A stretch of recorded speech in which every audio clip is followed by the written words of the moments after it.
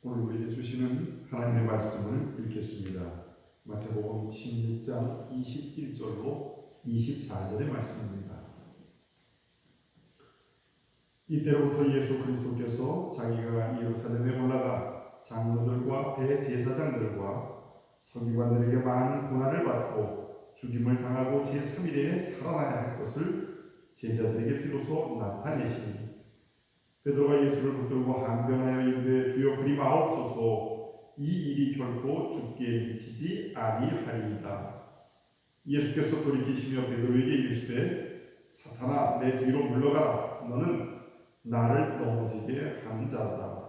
내가 하나님의 일을 생각하지 아니하고 도리어 사람의 일을 생각하는도다 하시고 이에 예수께서 제자들에게 이르시되 누구든지 나를 따라오려거든 자기를 부인하고 자기 십자가를 지고 나를 따를 것입니다. 지난 한 주간 오늘 강민교 목사님의 글을 대통령께서 SNS에 인용하시면서 많은 화제가 되었습니다. 그 글은 바로 김병현 집사님께서 단체 카톡방에 올려드린 글입니다. 글은 이와 같습니다. 첫 번째, 마스크를 착용하라는 것은 잠잠하라는 뜻입니다. 막말과 거짓말을 하지 말며 불필요한 말을 줄이고 남의 말에 귀를 기울이라는 말입니다. 입을 다물면 사랑스러운 것들에 시선이 머물게 되고 아름다운 소리와 세미한 속삭임이 들려올 것입니다. 두 번째, 손을 자주 씻으라는 것은 마음을 깨끗이 하라는 뜻입니다. 악한 행실과 죄에서 돌이켜 회개하고 성결하라는 말입니다. 안과 밖이 깨끗하여야 자신도 살고 남도 살 수 있다는 말입니다. 마음의 거울을 닦아야 자신이 보이고 마음의 창을 닦아야 이웃도 보일 것입니다. 세 번째, 사람과 거리 두기를 하라는 것은 자연을 가까이 하라는 것입니다. 네 번째, 대면 예배를 금지하라는 것은 언제 어디서나 하나님을 바라보라는 뜻입니다. 다섯 번째, 집합을 금지하라는 것은 소외된 자들과 함께 하라는 뜻입니다.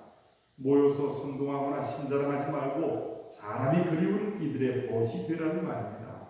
우는 자들과 함께 울고 홀로 외로이 무거운 짐을 지고 가는 이들의 짐을 나누어질수록 세상은 사랑으로 포근해질 것입니다. 오늘 이 말씀 읽으면서 성경과 예수님의 가르침을 깊이 묵상하는 가운데 우리가 이 시대를 살아가면서 그리스도인이 과연 어떻게 살아야 될 것인가, 어떤 생각을 가져야 될 것인가 하는 것을 아주 잘 제시해 준 말씀이라고 생각합니다. 대면 예배가 중단된다고 하는 것은 우리 교회나 성도들에게 결코 바람직한 것이 아닙니다. 그러나 우리가 지금 이러한 대면 예배를 드릴 수 없는 이러한 상황 속에서 우리가 해야 할 일은 또 그 해야 할 일이 무엇이며 또 이런 상황 속에서도 이것이 전화위복이 되어서 또 더 좋은 상황으로 바뀌어지기를 또 이것을 극복해내는 과정을 통해서 우리가 하나님의 복음을 잘 전할 수 있도록 우리는 여기에 마음을 써야 됩니다.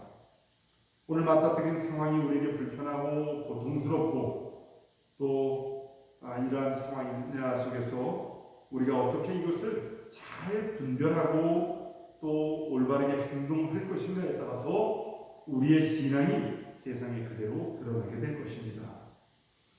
17세기 영국의 성공의 신부였던 리차드 백스터라고 하는 분이 있습니다. 그분은 자신이 기독교 교리에 대해서 또 문답하는 곳에서 이렇게 말씀하고 있습니다. 만약 위정자가 금한다면 주일에 교회 모임을 멈출 수 있습니까? 하고 이렇게 질문합니다. 그리고 그것에 대해 이렇게 대답합니다. 전염병이나 화재, 전쟁 이러한 특별한 이유로 금하는 것과 또 상시적으로 혹은 불경스럽게 금하는 것과는 다릅니다. 만약에 먼저 것처럼 이런 특수한 상황 속에서 위정자가 더 큰 유익을 위해서 교회의 모임을 금한다면 그에 따르는 것이 우리의 의무입니다. 우리의 일상적 의무는 더 큰 자연적 의무에 양보해야 합니다. 어느 한 주일이나 하나의 모임을 생략해서 더 많은 모임을 얻을 수 있다면 그것이 더 중요한 일입니다 하고 이렇게 대답합니다. 여기서 더 많은 모임은 국민들이 자유로운 대면을 통해서 정상적인 경제생활도 하고 또 특별한 경우를 제외하고는 그렇게 자유롭게 모여서 우리가 예배드리는 것을 포함합니다. 즉 조속한 재난 극복을 통해서 앞으로 더 많은 예배가 자유롭게 드려질 수 있도록 하는 것, 그러기 위해서 제한적으로 대면 예배를 금하는 것, 이것을 우리가 잘 수용해야 된다는 말씀입니다. 우리는 때로 우리가 하나님께 대한 열심과 또 하나님께 대한 나의 생각, 그것이 우리가 하나님의 말씀보다 더 앞서감으로 말미암아 우리가 오히려 주님의 일을 회방하게 되는 것, 그것을 보게 됩니다.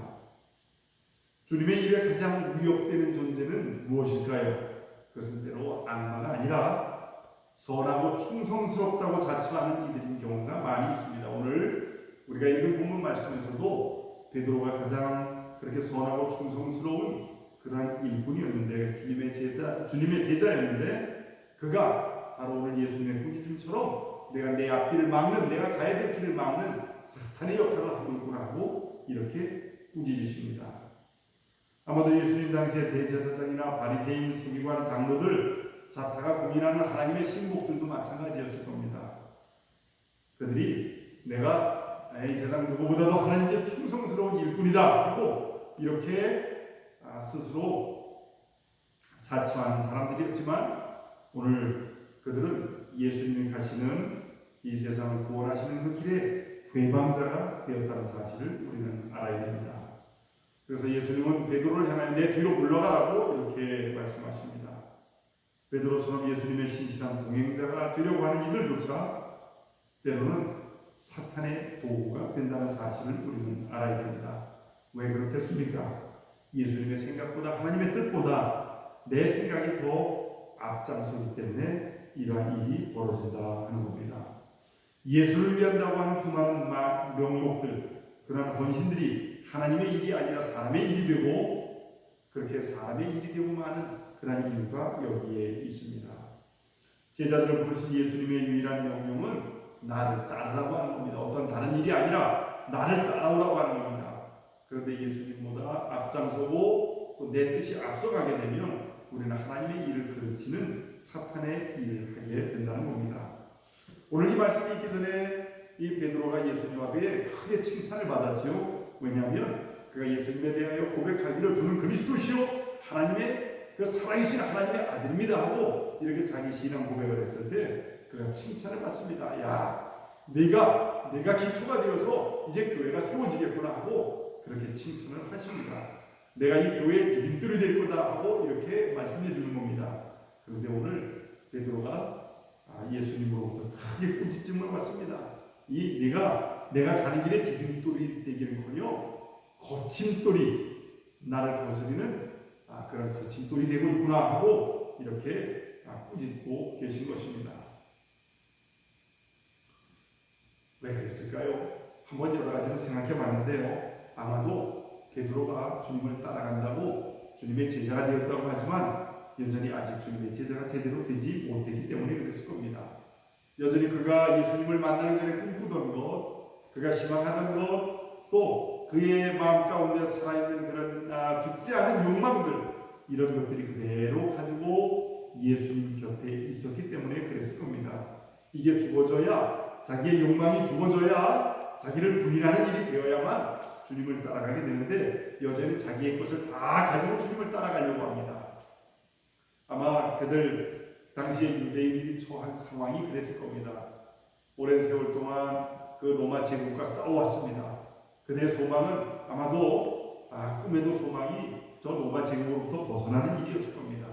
그리고 예수님의 능력을, 예수님이 기적을 행하는 것을 많이 보았을 때 생각하기를 저분의 능력이라면 능히 로마 제국을 물리칠 수 있을 것이라고 그렇게 믿었겠죠.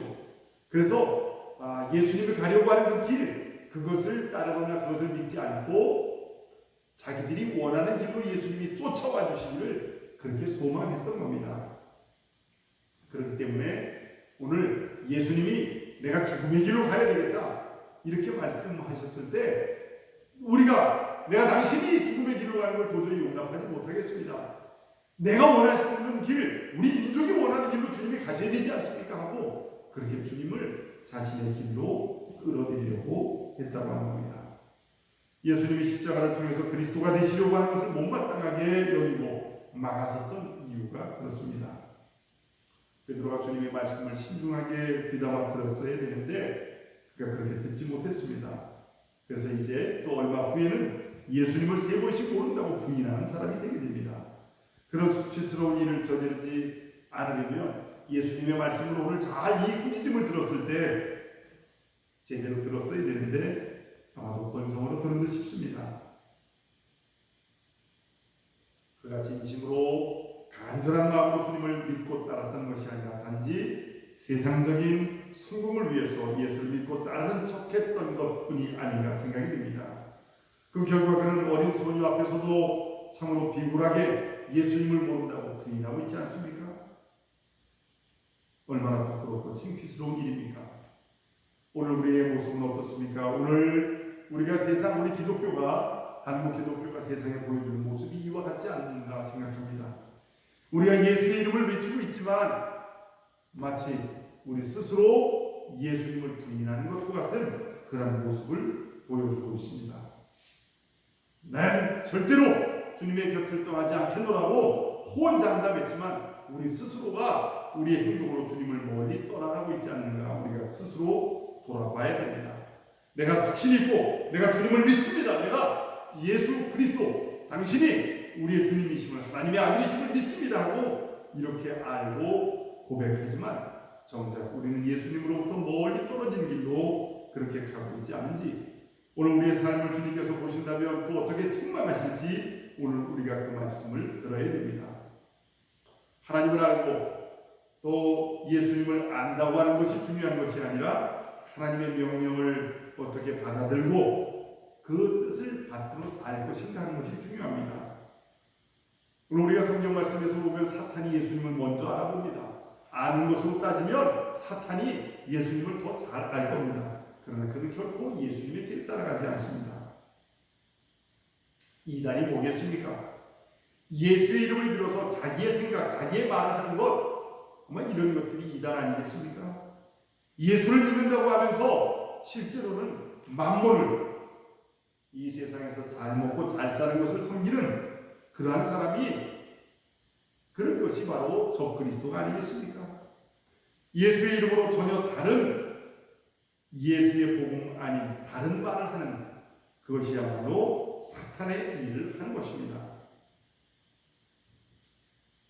요즘 유명한 전광훈이라고 하는 사람, 이 사람이 옛날부터 하는 그것에 대해서 일찍이 저는 그런 생각을 그런 깨달음을 얻었습니다. 이것은 분명히 저 사람 가는 길은 저 20년 전에도 주님이 원하시는 길이 아니다. 저건 분명히 그릇된 일이다 하고 이렇게 생각을 했습니다. 그래서 그 오래전부터 제가 이 사람이 가는 길은 이건 잘못된 길이라고 그래서 누구든지 저런 사람의 그 집회나 교육 이런 거 하지 말아야 된다고 제가 아는 사람들에게 그렇게 권면을 해왔습니다.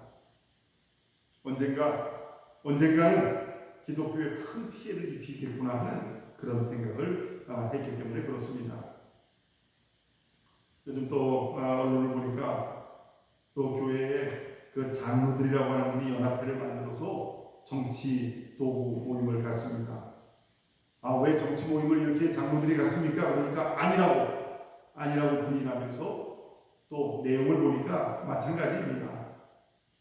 차라리 그대로 솔직히 이 얘기했으면 좋았는데 교회 이름을 팔고 장로 직분을 팔아서 정치를 하고 또 그것에 대해서 거짓말을 합니다.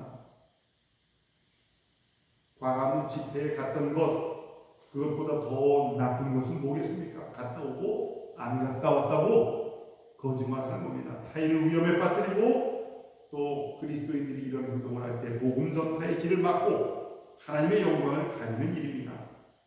우리가 잘못을 했으면 우리가 잘못한 것에 대해서 회개하고 돌아서야 됩니다. 자기를 부인하는 길입니다. 그때에만 주님을 바로 따라갈 수 있습니다. 주님이 베드로를 꾸짖으시는 말씀을 통해서 우리는 주님이 오늘날 우리에게도 꾸짖으시는 소리를 들어야 합니다. 나를 그리스도라고 말하면서, 나를 그리스도라고 고백하면서 정작 나를 신뢰하지 않는구나, 나를 따라오지 않는구나, 나를 사랑하지도 않는구나, 오히려 세상의 욕망을 채우려 하고 세상의 힘을 가지려고 하는구나. 아마 주님이 우리에게 꾸짖으시는 말입니다. 내 욕망을 뒤로 돌리라고 우리에게 말씀합니다. 사람의 일을 앞세우지 말고 하나님의 일을 먼저 생각하라고 하십니다. 그의 고백 후에 교회가 세워질 것이라는 칭찬을 들었던 베드로가 오늘 하나님이 하시려는 일을 가로막는 순간 사탄의 도구가 되었죠. 그러므로 우리는 우리 성도들이 진실하고 올바른 신앙 고백과 간증이 필요하지만